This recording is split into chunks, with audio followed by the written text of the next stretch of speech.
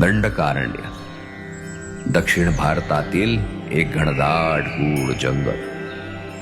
ही भूमी प्रभू रामचंद्रांच्या चरणस्पर्शाने पावन झाली होती. त्यांच्या तेजाने इथल्या मातीला एक वेगळेच पावित्र्य लाभले होते.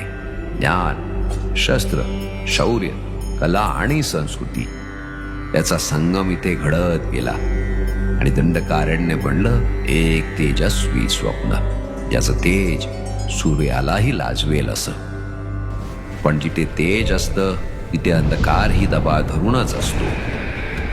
या तेजावर, समृद्धीवर एक काळोखी नजर पडली. अलाउद्दीन खिलजी.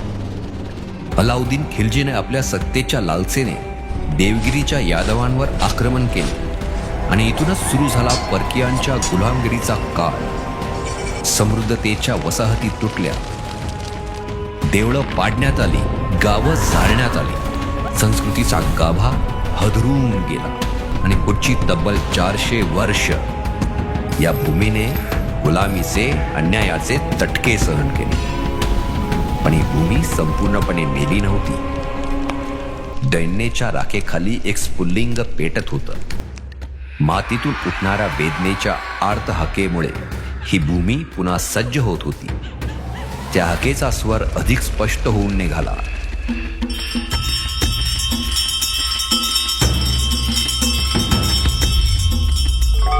हे चंड मुंड भंडासुर खंडिनी, उदंड दंड महिषासुर मर्दिनी दुर्गे, महाराष्ट्र धर्मरक्षिके जगदंबे, मला एक पुत्र दे जो परकीयांच्या जाताला संपवेल आणि हिंदवी स्वराज्याचं स्वप्न साकारेल.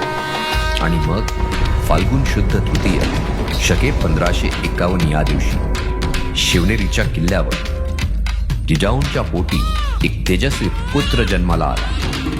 गणदेवतेच्या कृपेने त्याचं नाव ठेवण्यात आलं शिवाजी.